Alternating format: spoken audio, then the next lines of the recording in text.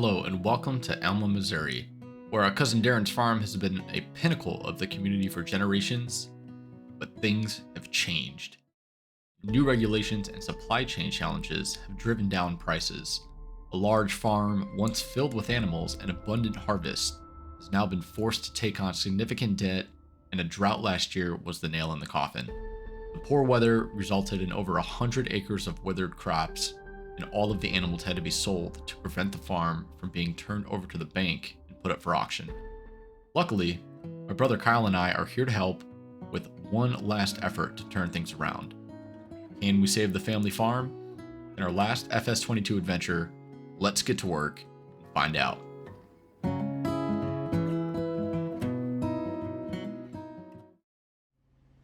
Alright, hey everyone, welcome back to FS22 for just one more series before we kind of switch over to FS25. I know FS25 is out right now, but there's still a little bit of catching up to do in terms of mods and everything. And, you know, while I am playing that in the background and recording some content for that game as well, I thought I'd do one more kind of last farewell series to FS22. It's a great game, and I want to do this one last challenge.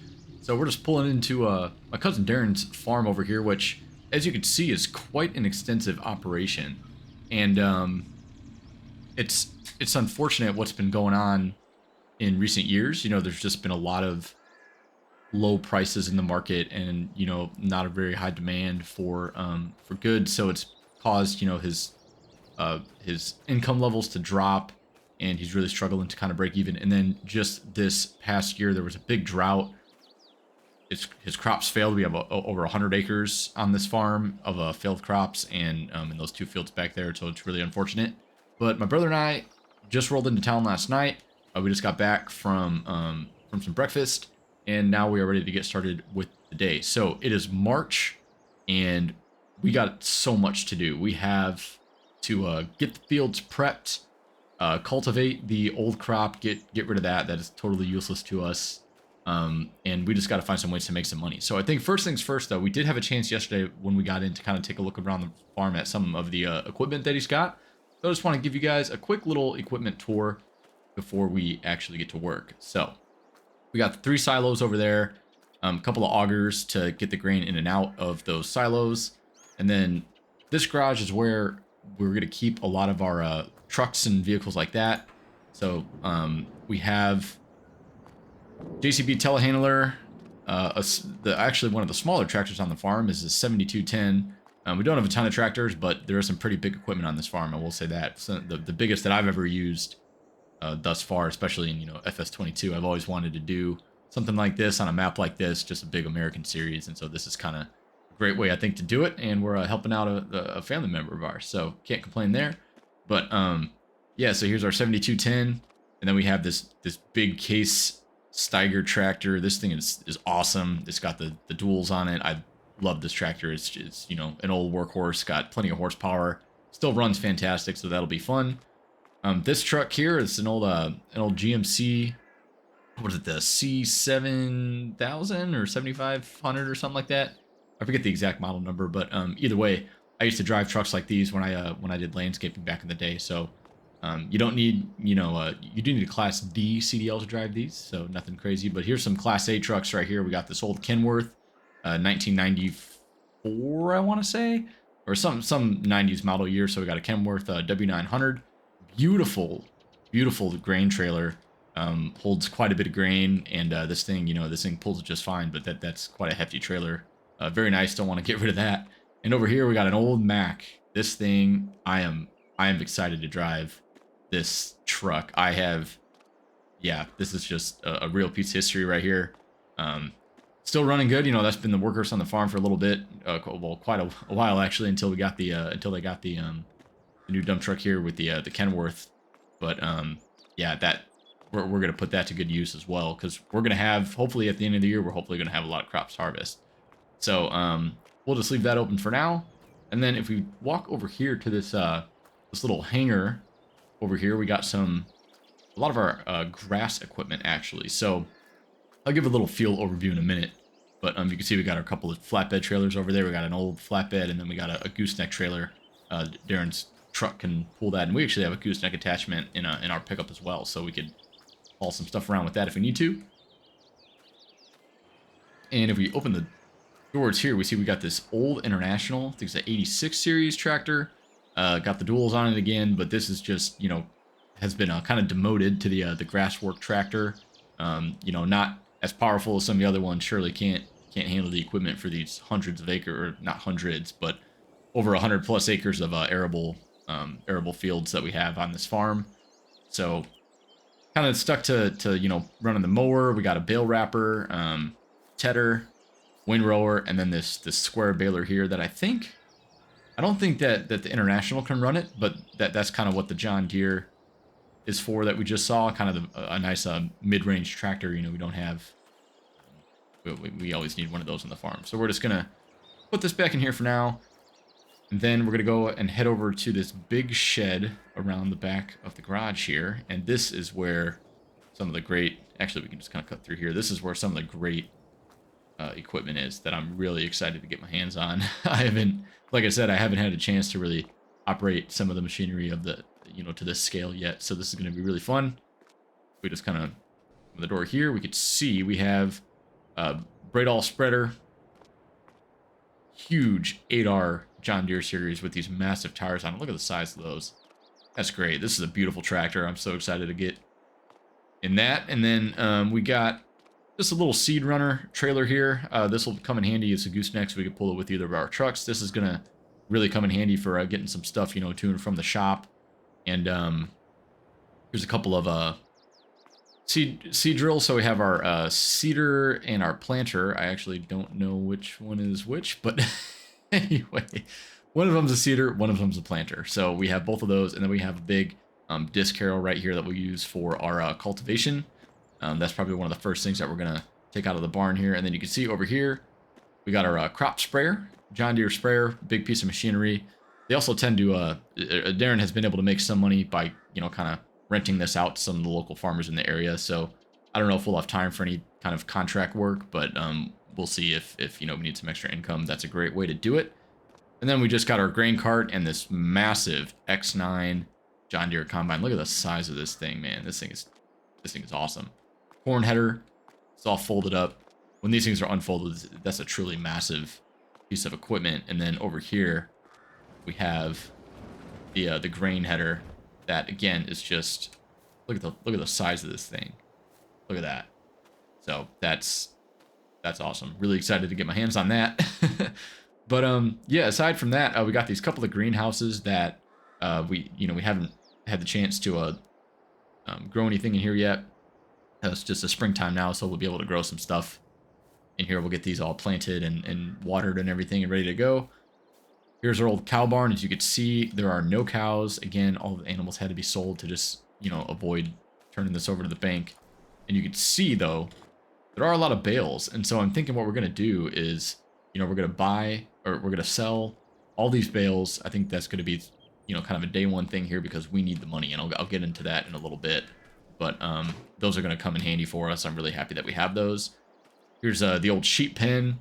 Nothing in here, obviously. And then we have the old the horse barn right over here. That, again, is completely vacant. And we're not going to be doing anything with that right now. But the end goal, at the end of this year, I would like to, you know, sell all of our crops. And then I am hoping that will be enough money to bail us out of the debt that we're in and buy back at least some, maybe not all, but at least some of the animals. I'd like to get the cows back. I'd like to get the horses back. And even if, you know, we got to buy a couple instead of trying to fill the barns, I think it would be absolutely fantastic if we could get some of the animals and bring some, you know, life back into this farm. So that's the end goal, is to just get the animals back. That's the number one goal for this. And if we could do that, then I'm going to consider this a success. But yeah, just over here, just a couple of final little implements. And yeah, just a water trailer and some of our telehandler tools. We have this beautiful bale stacker. This thing is awesome. And yes, it is auto load. But, you know, I think there's a balance. In my opinion, I think manual loading is fun sometimes. But on this kind of scale, I do prefer the auto loader. You know, leave your opinions in the comment section below. but it's not true auto load, right? I do like to still stack it on the trailer. I just like to have nice even stacks on the trailer, and with the physics in this game, you know, they're not bad, but it's a little bit tedious sometimes to get that just right. And so the auto loader just makes it that much more fun for me, and I'm still, you know, driving to and from the trailer to load everything up and stacking it up, you know, kind of manually. So can't really complain there. But yeah, now that you guys have seen the equipment, let's talk about the financial situation that we are in. All right, as you can see, the financial situation is grim. So we are 50 grand in the red, and also on top of that, we have a $50,000 loan outstanding with a monthly repayment of 922 bucks. The problem is, you know, this is a 5-year loan, but the problem is I don't want to take out more loans, and you know, Darren and Kyle agree. We don't want to take out more loans because if you finance debt with debt, that just creates more debt, and that is terrible in the long run. So I think what we're going to do first is we're going to sell the bales, and we need to sell the bales to finance the seeds. And so what the biggest thing right now is to pay off this loan, and then, you know, if we get that paid off, I mean, I'm not even too focused about on paying off the loan right this second, but I do want to pay that off this year if we can. But the biggest thing right now is to just get seeds in the ground. So I want to get back into the green. We're going to sell the bales. We're going to get back to the green. Then we're going to go and buy a crap ton of seeds. We're going to seed the 3 crop fields that we have. And that reminds me, let's jump into the mini map. And I got to give you guys a little bit of an overview of the plan for this year. So looking at the map here, this is our operation. We own everything kind of in this parcel here, aside from field 14. So we got 1, 2, 3, 4, 8, 9, and 10. These are all ours. And overall, this is about, this is a, where's the area? So this is a 52 acre field. We have 45 and 51. This is, you know, obviously the whole piece of land is 51, but either way, these 3 fields alone are over 100 acres. And then we have these fields over here, which are, you know, another, what do we got? Like 28. All right, cool. So like another 30 acres or so. And the thing is, you know, these are all grass. So 2, 3, 8, and 9 are all grass, and I'm going to keep them as grass because I think silage is going to be a huge moneymaker for us to get us back on our feet. And since it is the springtime, we can get a cut like yesterday.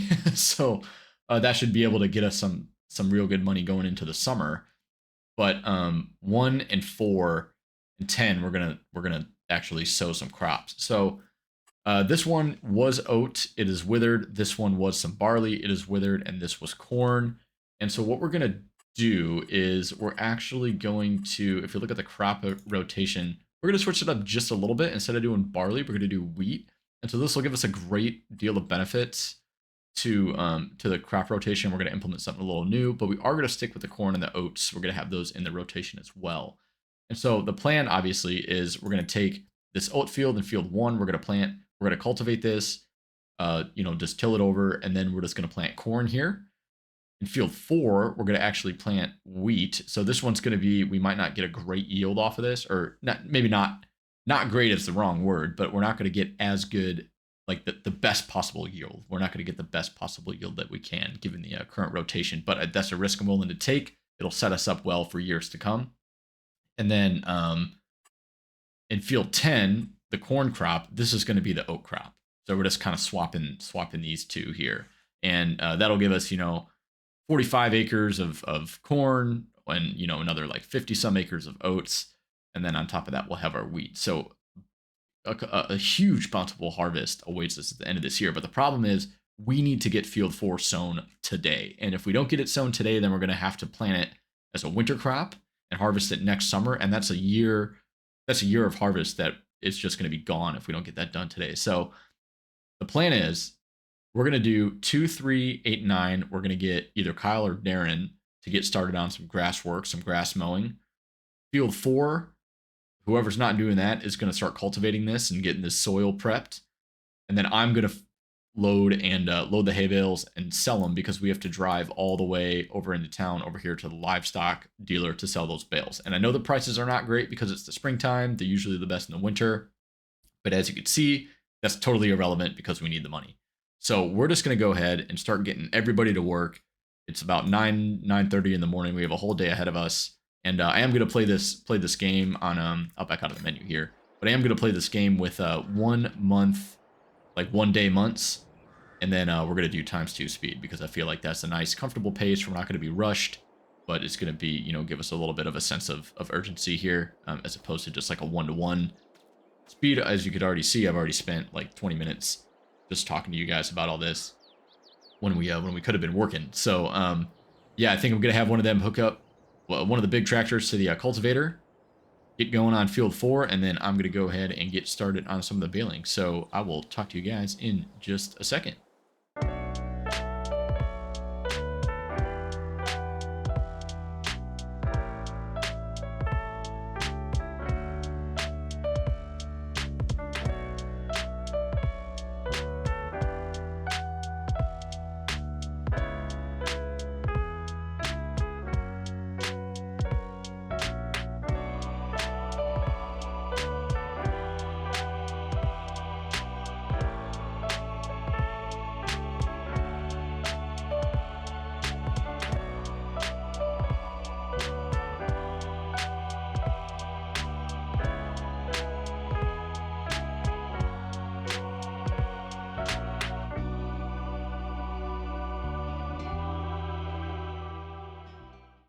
All right, and there goes Kyle heading off in the mower, and so Darren's over here in the John Deere getting started on cultivating behind the barn. We'll go see him as we go and grab the telehandler over here. Yep, there he is over there kicking up lots of dust. So that's, yeah, you could tell just how dry of a year it was. But oh, who's already got a problem? Are you kidding me? Oh my goodness, can't win with these guys, man. Anyway, we're gonna go jump into the telehandler over here and go and pull up the Kenworth. We're gonna load it up to the flatbed, and then we're gonna go ahead and just start stacking some bales. So I will see you guys over at the other barn. We'll jump into a little bit of a time lapse and load these bales up and bring them to the sell point.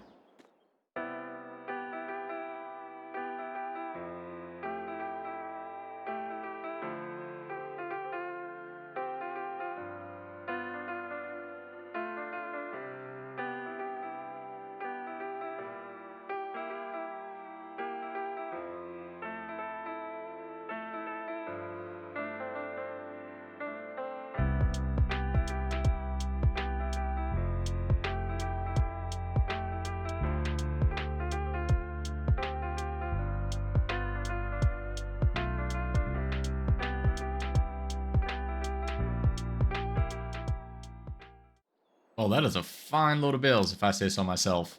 Can't complain about that. So we're going to go and run this down to livestock store, which is over into town. We got quite a ways to go, but shouldn't be too bad. This should not take us much time at all. It's only 10 o'clock. It took us about a half hour to load these up. We got probably 1, 2, you know, maybe 6 loads to get everything sold, but we'll see if we don't get around to like the hair of the straw. I'm just curious how much this is gonna fetch us in terms of price. Typically, I know I would typically not stack these 4 high, but you know what? It just makes it easy, and it's not that windy of a day, so I think we'll be all right. You can see that windmill's not struggling too bad in the background there, so it should be fine. We'll just take the turns real slow. No big deal. But all right, I'm gonna go and make my way to the sell point. I will see you guys there.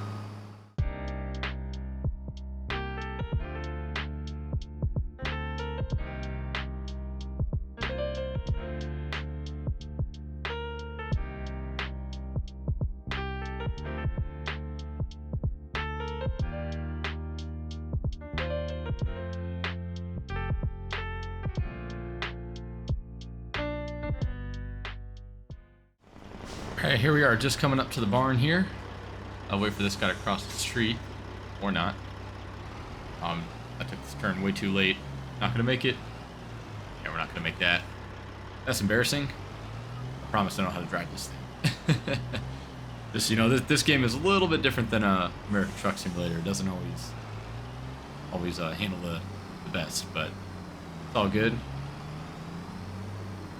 I'm running somebody over right now. Oh man, you gotta get out of the street, man. And here we go. We'll just pull up in here. And the unload trigger should be, I think it's right here. I forgot I turned some of the icons off. Yeah, I don't know if it's this trailer or what, but something's a little weird. Something gets caught on the fender of this truck when I'm turning, and it makes it, like you can see right there, like it's not my wheels aren't spinning. I don't know what's going on with this, but maybe we'll have to look at a different trailer or something. I don't know. A little bit strange if you ask me, but oh well. We'll deal with it for now. Not the end of the world. Alright, let's back this up. See how much money we make from this load. I'm guessing, I don't even know, 160,000 liters at, like, you know, $100 per thousand, 16 grand. Not the best, but it's also not the worst. 21,000 so far. All right, I can't complain about that. Pull this forward a little bit. Get the rest of these. There we go. Look at that. Probably like 28, 29 grand, all said and done. One load of bales. All right, we're in good shape this year, guys. We are in good shape. If we get even a couple of loads of silage, even in the off season that it is right now, and prices might drop a little bit more in the summer. So, you know, we do have to take that into consideration, but I think no matter what, as long as we keep the silage coming, the money will keep flowing. So if we can get into the green even just today, I mean, we need to do that to get our seeds. So we're going to go and just keep running some bales down, and then I'll just bring you guys back in once we're ready to move on with the next step. I think Kyle and Darren should be finishing up some of the work, hopefully pretty soon on the farm, in terms of cultivating and getting the grass cut. We'll just go from there. Alright, we're just coming back from the store. We do have a few more bales left in the barn, but I'm actually going to leave those for now because I kind of want to just wait to sell those until we can get a full trailer load. And it might be nice to have a little bit of, you know, a few of those in reserve in case we need some, like, instant cash or anything like that.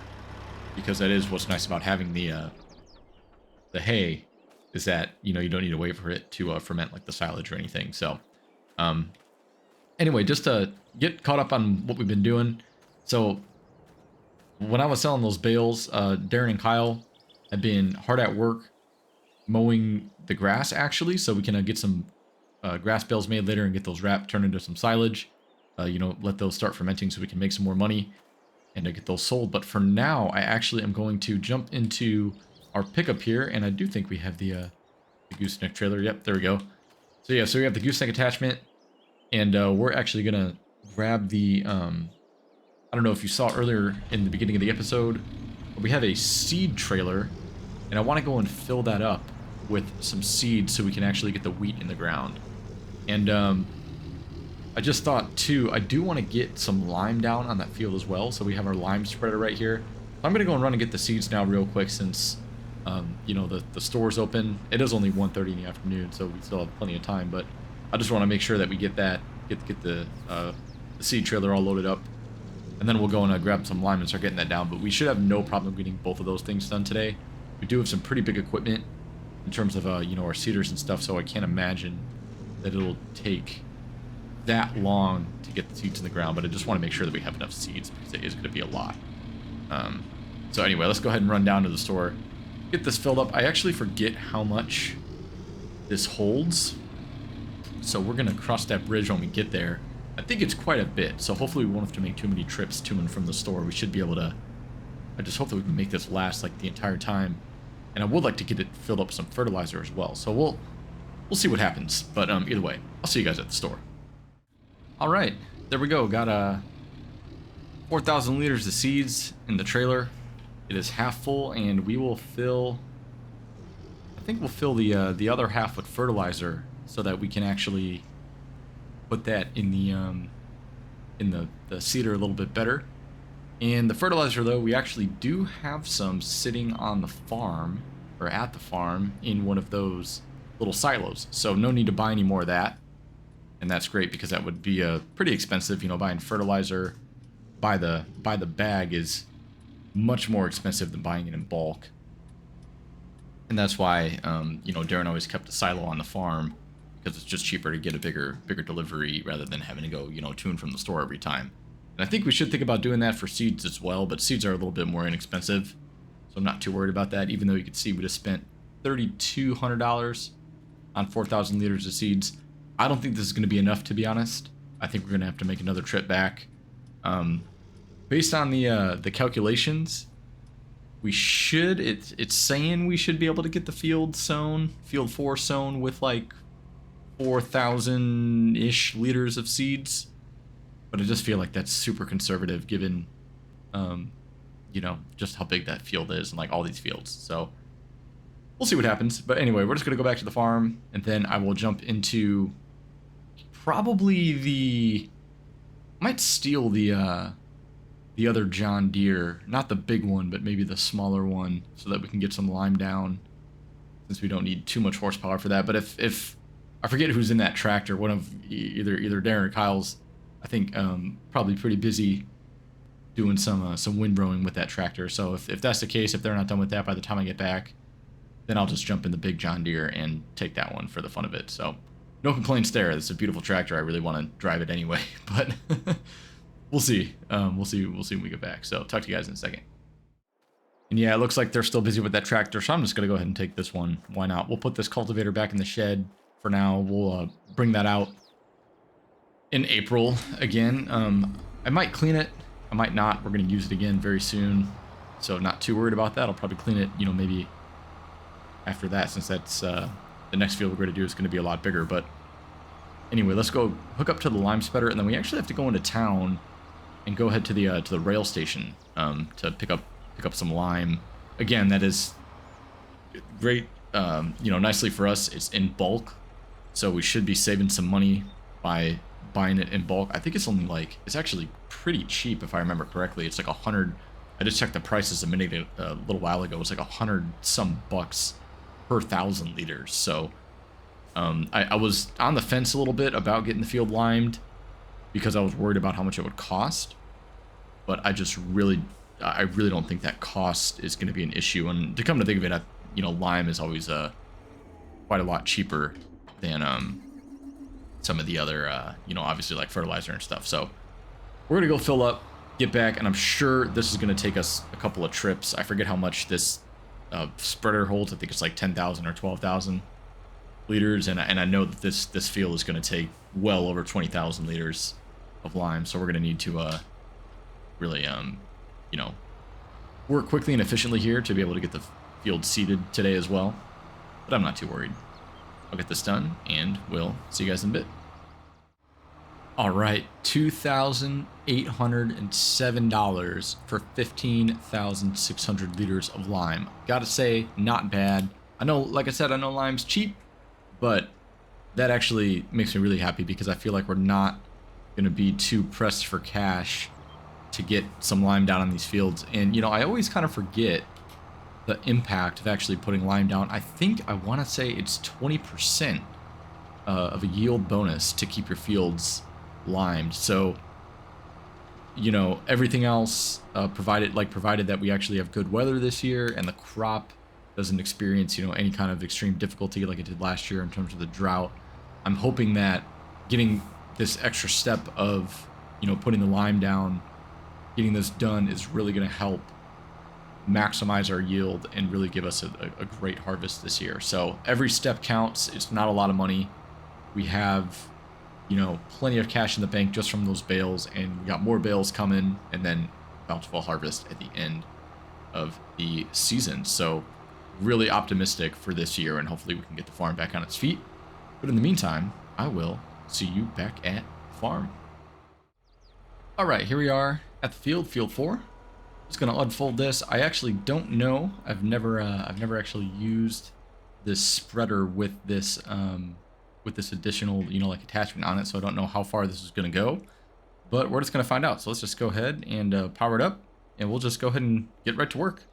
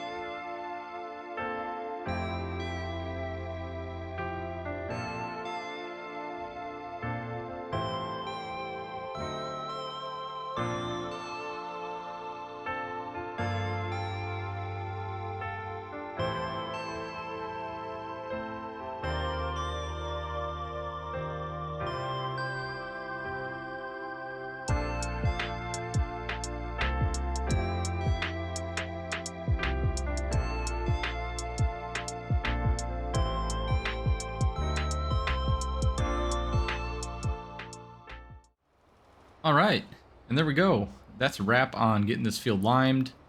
We are actually going to get the lime out of this fertilizer, or out of the spreader, because I want to use it as a fertilizer spreader as soon as we get the seeds down. So that's what we're going to do now. We're going to wash this off, empty it out. I don't want this lime sitting on the tractor too long. And then we're gonna stay in this tractor, hook it up to the seeder, and we'll start the seeding. You know, I haven't actually done a lot of work in the tractors today. Let me see, where do I unload this at? If I press, there we go. That'll take care of that. But yeah, the reason that I want to do some of the seeding is I haven't really gotten a chance to use the tractor as much today. I've been doing a lot of just driving back and forth, from the store and everything. But yeah, after that, so I'll get the field seeded. I'll probably have either Darren or Kyle fertilize it, since they both already said that they're done with their grass work. They're mowing and they're windrowing for now. I think there's one left, like the small field left to maybe windrow, but I'll do that maybe later or something if I feel like it. But anyway, and then after that, pretty much all that's on the to-do list today is just getting the seed down and the first coat of fertilizer down, and then we'll worry about the other fields, a little bit later, since we have some more time in the crop growth windows for those, as opposed to the wheat, which we need to get down like as soon as possible. So we're gonna go and park this. I might leave it. Should I leave it here? Nah, I'll bring it back by the shed, because we'll just probably use the same tractor later. Let's go and hook up to the seeder, get that over to the field, and we will get it loaded up with some seeds. Okay, so I just checked. This one is the seeder, I believe. Yeah, the Avatar 2.25. That's it. Okay, good. We got wheat selected. Yep, that's excellent. I'm gonna go and get this loaded up with some fertilizer. I just need to actually put it in the trailer first that we got hooked up to the truck, the pickup. And I gotta be careful though about where I put these the seeds and where I put the fertilizer. I think the fertilizer is gonna go in one of these big ones. I actually don't quite remember, but anyway, I think with this one you actually have to unfold it to get access to the cover. So we're gonna do that, and then we'll go and get everything that we need to get this loaded up. Interesting. So I actually have to be able to fill this up with fertilizer. I actually have to remove the cover first. That's cool. That's nice and realistic. I like that. So all right. So now I got the cover back on. Now we'll go and head over to the seeder and actually get this loaded up. So I'm excited to use this. I've never used one of these before. These trailers, and you see these a lot, on bigger farms, where they use these to refill the equipment, like right out in the field, as opposed to having to bring the tractor all the way back to, the storage or whatever, the shed, the warehouse, whatever it is. They could just drive this over and then just refill it directly in the field. So that's what we're gonna try to be somewhat, realistic in this series. I'm trying my best with all my farming knowledge or lack thereof. What am I doing here? Let's just, instead of bringing the seeder to the tractor, let's bring the tractor to the seeder, or the seed trailer. That might be a little bit easier. Let's see. We're gonna try to fill this up with seeds here. Hopefully this will work okay. And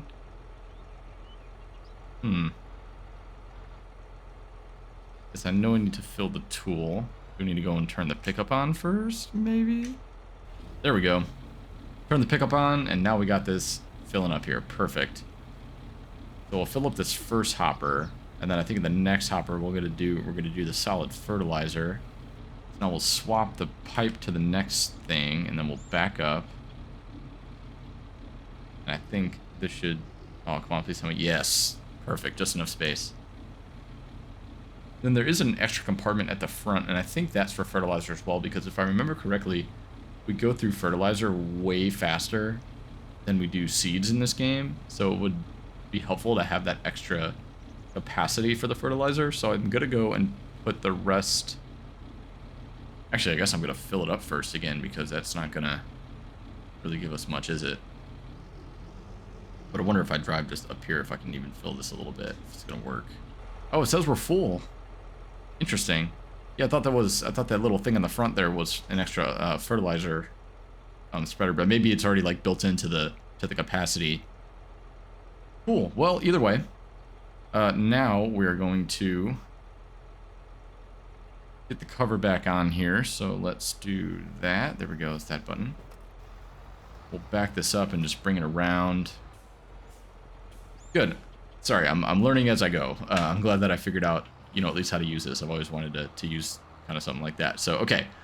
We are going to sow this field with some wheat. This is a direct drill seeder, so we didn't actually have to cultivate this. But since the crop was withered, I wanted to just, you know, get it under the soil rather than try to drive through it and, you know, get all that much more resistance to the seeder. It's just easier when this is going on, you know, the straight topsoil. But anyway, let's go ahead and get to work and see if this is going to do okay.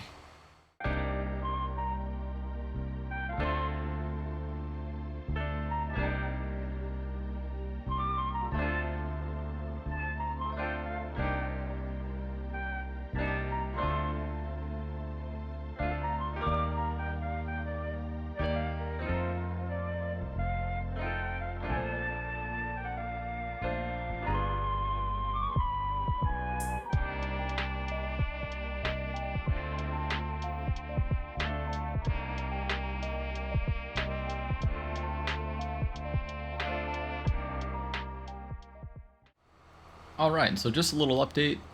It looks like we're going through seeds way faster than fertilizer, which I actually thought the opposite would happen. I always forget. I think it's depending on the seeds, right? So I know wheat is a very high yielding crop, like it's a high volume crop. So you go through seeds pretty quick. But thankfully, Kyle was nice enough to volunteer to run down to the store and grab us some more seeds. And he should be coming back pretty soon here. I wonder if we can see him kind of... I was looking out that way because I think I should be able to see him come around pretty soon here. But I forget where I told him to park. I think there he is. Come, you can see him right up there by the horse barn. See, driving past there. Right over there. Yep. And I think he'll just park right up over there at the end of that field, kind of where we started. So we should be able to head over there in a minute. We'll go for a couple more passes before we actually, you know, get this thing refilled. And yep, there he is, parked up right there waiting for us. Very nice of him to go do that. Saved us a trip. And you know, he was done cutting the grass anyway, so he was doing a lot of the mowing. So that's all good to go now. But yeah, honestly, not much more to say at this point. Just kind of working through this, and this is pretty much the last thing on the agenda for today that I wanted to, you know, bring you guys in on, since this was the plan. The main plan today was to get this field seeded and to get those bales sold so we can make some money. And as you can see, we have done that. We had 50 grand in the bank. Still have to pay off that loan eventually, but I'm not going to worry about that right now. I'd rather just, you know, pay the interest. It's not a crazy amount of interest. I think it's only like 900 some bucks a month.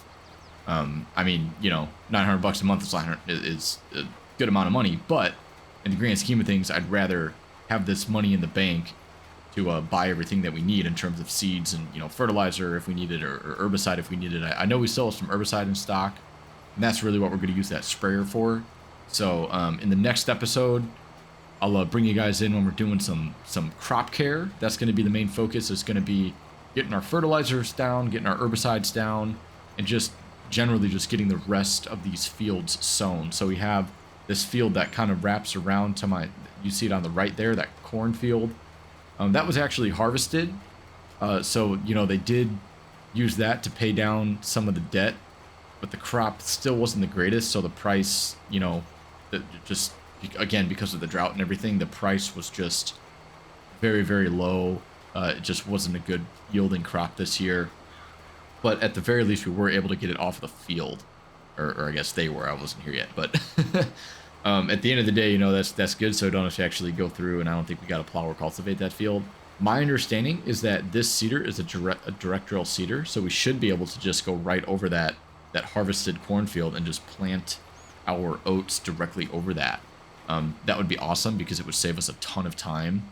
And if it doesn't work like that, then we'll have to go back and get a subsoiler or a plow, which I really don't want to do. But at the end of the day, we got to do what we got to do, right? But hopefully we just, don't have to do that. So that's the plan for the next episode. Get that field sown, get that other field that you can see straight in front of me. The withered, I believe that's oats, or actually it might be barley. Whatever crop is in there, that's withered. It's some kind of cereal crop.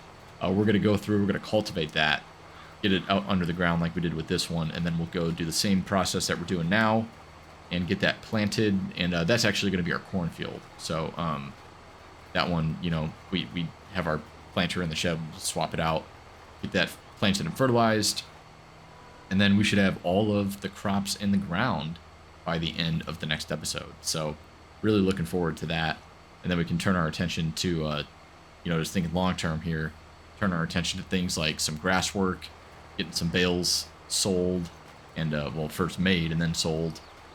By the time we get these next crops in the ground, in the month afterwards or a couple months afterwards, we'll have our second cut of grass for the year. So that'll be good. By then, the bales from the first cut that we still have yet to make, but the grass from this cut should be fermented and be ready to be sold, as silage for some real cash. So I have no idea how many bales we're gonna get, to be honest with you. I think Darren went through and made some really, really thick windrows, as you can maybe see from here, from kind of when we've been driving around. So I think we're going to have a good crop. We're going to have a lot of bales, which is awesome. And I just really hope that using our grass to our advantage is going to yield us some serious dividends, some serious money throughout the year. But yeah, just going to wrap this up.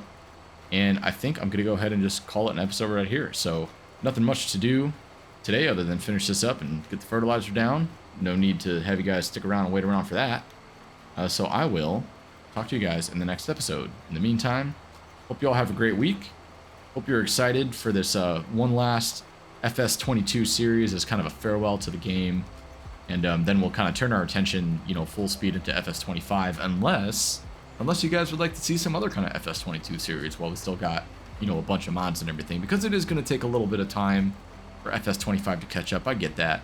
But also it'll be fun to kind of experience the base game, and really kind of grow as the game grows. It's always fun to kind of start from the beginning and just see how it grows over time. That's kind of what I did with this game. Obviously not all on camera, but in the past, I played this game well before I started making videos, and well before there were a lot of mods. I played it pretty much day one release. I came into the Farming Simulator series in FS19. I know a lot of people have been in it a lot longer than I have, been involved with the series, but, I'm still relatively new. But, yeah, this is the second game that I'm experiencing from kind of the ground up. So it'll be really cool. I think it's a great game. I think it's got a lot to offer, but this game still has a lot to offer, especially in terms of, like, mods like this tractor. And, well, a lot of the tractors I think all the tractors on the farm are actually modded tractors. Yeah, we don't have any base game tractors on here. And same with a lot of the vehicles. I think all the vehicles are, except for the telehandler. I think everything else is pretty much a mod, or, these even the seeder is a DLC, the planter is a DLC.